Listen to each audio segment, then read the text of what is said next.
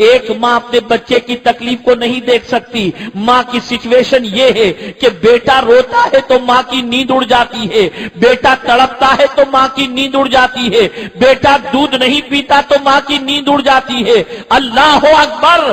ماں اپنے بچے کو راحت پہنچانے کے لیے ایسے کھانوں سے پرہیز کرتی ہے جس کھانے کے بعد دودھ کے ذریعے بچے کو تکلیف پہنچ جائے.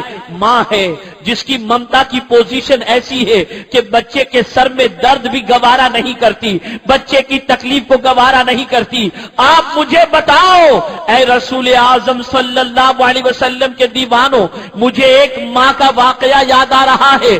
اللہ اکبر. ایک بیٹا جو ماں باپ کا بڑا خیال رکھتا تھا, اچانک اس کا دل کسی لڑکی پر آ گیا اور اس کے بعد ماں باپ کے سامنے اس نے اپنی خواہش کا اظہار کیا.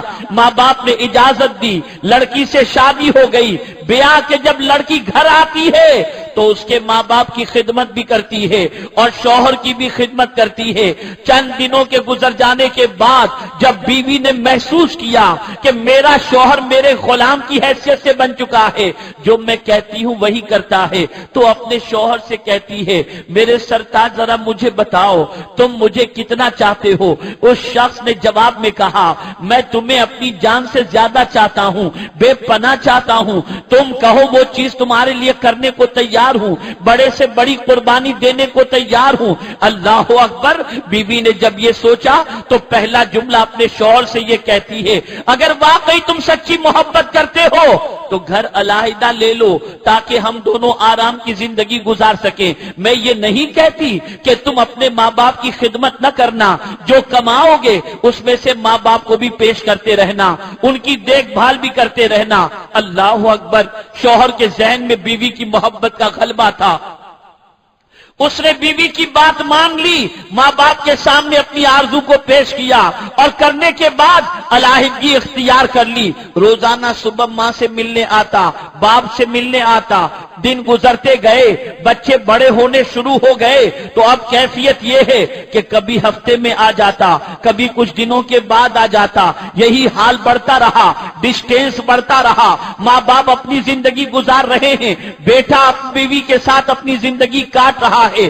ایک دن ایسا ہوا کہ باہر کی نوکری اسے مل گئی اور پردیس میں ملازمت کے لیے اس کو آفر آئی. وہ اپنے بیوی بچوں کو لے کر کے پردیس چلا گیا, یہاں تک کہ سعودی میں اسے جاب ملا. اور سعودی کی سرزمین پر جب اس نے قدم رکھا, اب کیفیت یہ ہے کہ کبھی فون پر, کبھی خطوط کے ذریعے ماں باپ کے حالات کو جاننے کی کوشش کی, اور کبھی پوزیشن ایسی ہوئی کہ یوں ہی چھوڑ دیا.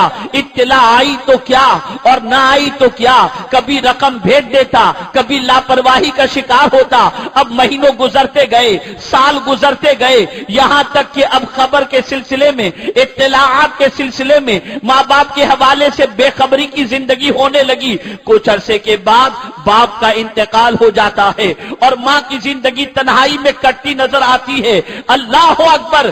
دیکھتے دیکھتے 14 سال کا طویل عرصہ گزر گیا. 14 سال کے بعد سعودی میں رہنے کی وجہ سے اس کے دل میں خیال پیدا ہوا کہ میں نے ابھی تک حج نہیں کیا ہے, چل کر کے حج کر لوں. اللہ اکبر. بیوی کو لے کر حج کے لیے روانہ ہوا, لیکن کیفیت یہ ہے کہ جیسے ہی عرفات کے میدان میں پہنچتا ہے, ساری دنیا کی آنکھ میں آنسو موجود ہیں.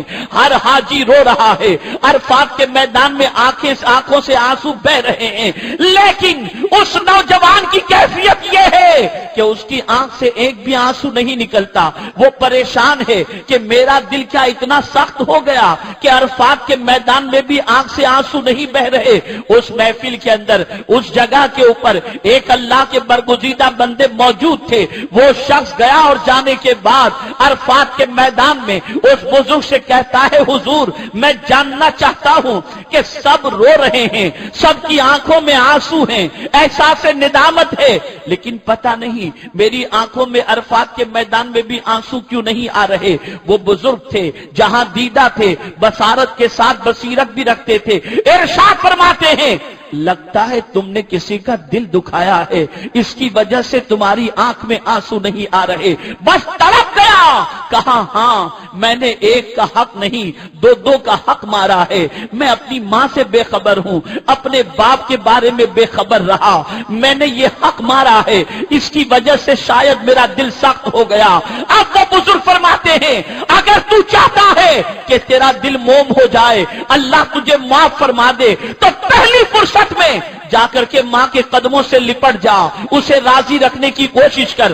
وہ شخص گھر پہنچا اور پہنچنے کے بعد سب سے پہلے رخت سفر باندھا اپنے وطن کے لیے، اور جب وطن پہنچتا ہے ماں کا پتہ پوچھتا ہے، اپنے گھر پہنچا دروازہ بند تھا، ماں کے بارے میں پوچھا تو پتا چلا فلاں جگہ پر جھوپڑے کے اندر ماں رہ رہی ہے، کس کے ساتھ رہتی ہے، بتایا گیا اکیلی رہتی ہے، کوئی کھانا دیتا ہے تو کھا لیتی ہے، نہیں دیتا ہے تو بھوکی رکھتی ہے۔ اب تو بچے کی جدائی میں روتے روتے اس کی آنکھوں کی بینائی بھی چلی گئی ہے۔ اللہ اکبر! وہ جب ماں کے گھر پہنچتا ہے، دروازے پر دستک دیتا ہے، آواز لگاتا ہے، ماں سمجھ جاتی ہے کہ بیٹا آیا ہے، لیکن ماں اپنے بچے کو دیکھ تو نہیں پاتی، دروازہ کھول کر کے اپنے بیٹے کے چہرے کی طرف ہاتھ بڑھاتی ہے اور کہتی ہے میرے لگتے جگر آج میں تجھے دیکھ تو نہیں سکتی، لیکن تیری آواز کو سن کر میرے کلیجے کو بڑی ٹھنڈک ملی ہے، اے میرے لگتے جگر تیرا آنا مبارک ہو، اب مجھے موت بھی آ جائے تو مجھے غم نہ ہوگا، اس لیے کہ میرے بیٹے میں تیرے فراق کے اندر زندگی کے لمحات بہت مشکل سے کاٹے ہیں، تیری یاد مجھے بہت ستاتی تھی، اور ماں اس طریقے سے اپنے بیٹے کے چہرے پر ہاتھ پھیرتی جاتی ہے اور روتی جاتی ہے، اور اسی عالم کے اندر ماں کی روح پرواز کر جاتی ہے۔ بتانا یہ مقصود ہے کہ ماں اپنے بچے سے کتنی محبت کرتی ہے۔ آقا کریم صلی اللہ علیہ وسلم کے دور پاک کے اندر ایک شخص جہاں کنی کے عالم میں ہے، روح نہیں نکل رہی، کلمے کی تلقین کی جا رہی ہے لیکن روح پھر بھی نہیں نکلتی۔ صحابہ حاضر ہوئے، یا رسول اللہ صلی اللہ علیہ وسلم جہاں کنی کے عالم میں ایک شخص ہے، کلمہ پڑھا جاتا ہے، تلقین کی جاتی ہے، لیکن وہ کلمہ نہیں پڑھ رہا، اس کی زبان پر کلمہ جاری نہیں ہوتا۔ آقا فرماتے ہیں شاید اس نے کسی کا حق مارا ہوگا، کوئی اس سے ناراض ہے، جاؤ جا کر کے اس کے کون زندہ ہے، ماں باپ میں سے کوئی زندہ ہو تو جا کر کے پوچھو کہ ماں یا باپ اس سے راضی ہے یا نہیں۔ ہاں حضور اس کی ماں زندہ ہے۔ گئے، جا کر کے ماں سے پوچھا کیا تم اپنے بیٹے سے خوش ہو؟ ماں نے کہا نہیں، میں اپنے بیٹے کو کبھی معاف نہیں کر سکتی۔ آقا کریم کی بارگاہ کے اندر جب یہ بات پہنچائی گئی، سرکار نے فرمایا لکڑیاں جلائی جائیں، اور ماں سے کہا گیا اے خاتون سن لے، تیری نافرمانی کی بنیاد پر تیرا بیٹا جہنم کی آگ کا ایندھن بن جائے گا، کیا تو چاہتی ہے کہ تیرے بیٹے کو دہکتے ہوئے شعلوں میں ڈالا جائے؟ صحابہ سے فرمایا لکڑیاں جلاؤ، لکڑیاں جلائی گئی اور فرمایا اس شخص کو آگ کے حوالے کر دو۔ اتنا کہنا تھا کہ ماں چیخ اٹھی، یا رسول اللہ میں اپنے بیٹے کو جلتا ہوا نہیں دیکھ سکتی، میں نے معاف کیا اپنے بیٹے کو۔ ادھر ماں نے معافی کی بات کہی، اس شخص کی زبان پر کلمہ جاری ہو گیا۔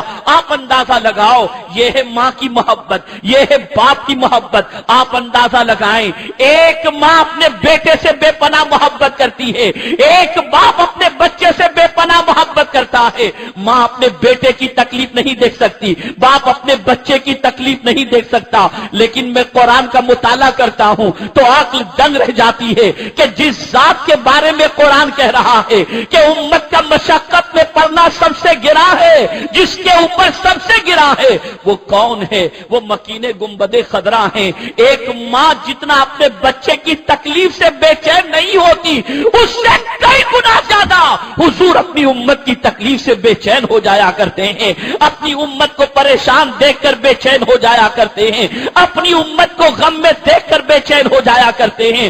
آئیے میرے پیارے آقا صلی اللہ علیہ وسلم کے پیارے دیوانوں، میں آقا کریم صلی اللہ علیہ وسلم کی دنیاوی اعتبار سے اس شان کو آپ کے سامنے پیش کروں کہ امت کو دنیا میں تکلیف پہنچانے والی جو چیزیں ہیں، حضور صلی اللہ تعالی علیہ وسلم ان چیزوں کی نشاندہی فرماتے ہیں تاکہ امت تکلیف سے بچ جائے۔ آپ ذرا سوچو، ماں کا خیال اس پر نہیں گیا ہوگا، باپ کا خیال اس پر نہیں گیا ہوگا، جس کسی کا خیال دیکھو اس کی طرف نہیں گیا ہوگا، لیکن حضور کا خیال اپنی امت کی اس تکلیف کی طرف جا رہا ہے۔ حضور صلی اللہ علیہ وسلم فرماتے